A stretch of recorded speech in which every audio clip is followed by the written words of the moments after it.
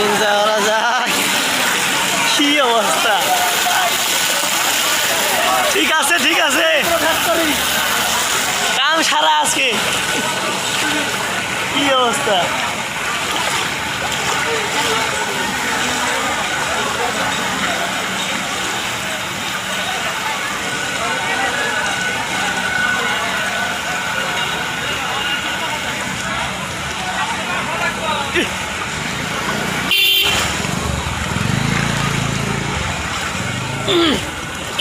এই যে আপনারা দেখতেছেন আমরা এই বৃষ্টির মধ্যে